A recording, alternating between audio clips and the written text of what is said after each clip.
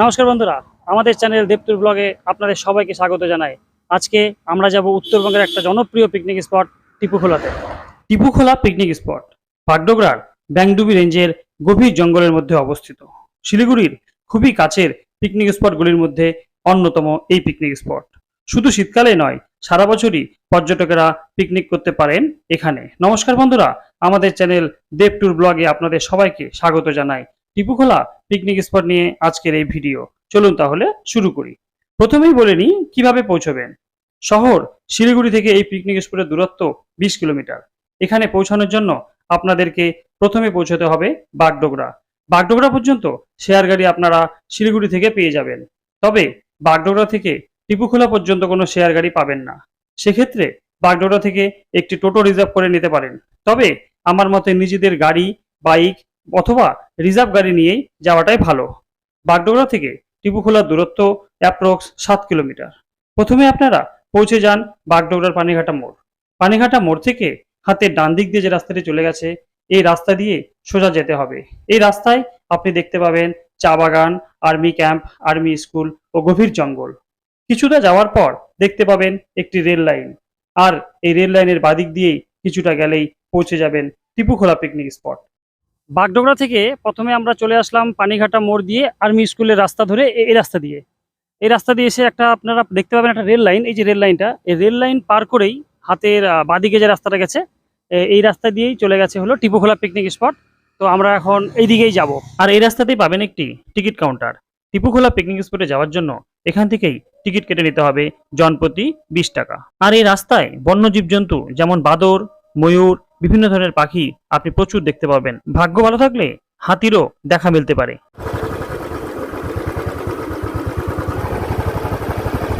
আর এই পথে কিছুটা গেলেই আপনারা পৌঁছে যাবেন টিপুখোলা পিকনিক স্পটে। উঁচু উঁচু শালগাছ, নির্জন পরিবেশ, ঘন জঙ্গলের মাঝে টিপুখোলা পিকনিক স্পট খুবই ভালো লাগবে আপনাদের। পিকনিক স্পটে ঢুকেই আপনারা দেখতে পাবেন আই লাভ টিপুখোলা সিম্বল ও পাশ দিয়ে বয়ে গেছে পাহাড়ি নদী। এই নদীটি এই জায়গার শোভা আরো বাড়িয়ে দিয়েছে। এই নদীতে রয়েছে স্নান করার ব্যবস্থা। এই নদীর জল এতটাই পরিষ্কার ও ঠান্ডা, গরমে শিলিগুড়ি ও আশপাশের লোকেরা শুধু স্নান করতেই এই টিপুখোলাতে আছেন। রয়েছে গাড়ি পার্কিং এর সুন্দর ব্যবস্থা। পিকনিক স্পটটি এখন একটু ফাঁকা ফাঁকা থাকলেও ডিসেম্বর, জানুয়ারি, ফেব্রুয়ারিতে কিন্তু তিল ধারণের জায়গা থাকে না। এখানে আপনারা 2-4টি খাবার দোকান পেয়ে যাবেন সারা বছরই।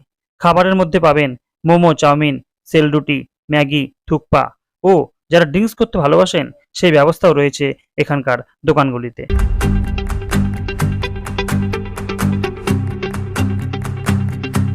বসে আছি এখন টিপুখোলার পিকনিক স্পটে। এটাই কিন্তু টিপুখোলার পিকনিক স্পট।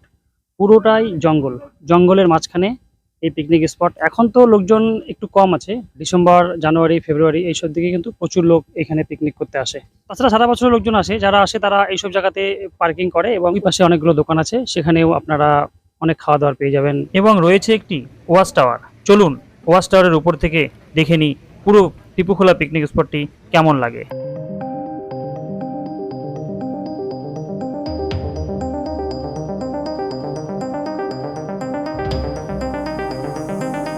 পিকনিক স্পটের সৌন্দর্য দেখবার মতো, চারিদিকে সবুজ আর সবুজ।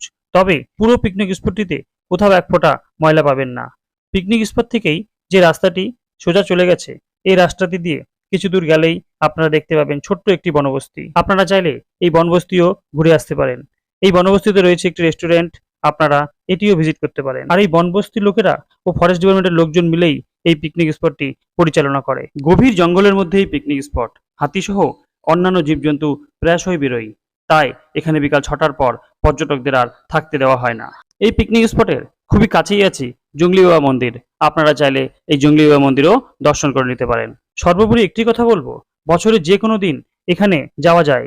আপনারা পুরো একটি দিন কাটিয়ে আসতে পারেন এই টিপুখোলাতে। ভিডিওটি ভালো লাগলে একটি লাইক করবেন, চ্যানেলটিকে সাবস্ক্রাইব করে রাখবেন ও বন্ধুদের সাথে শেয়ার করবেন।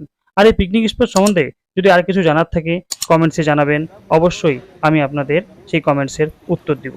ধন্যবাদ।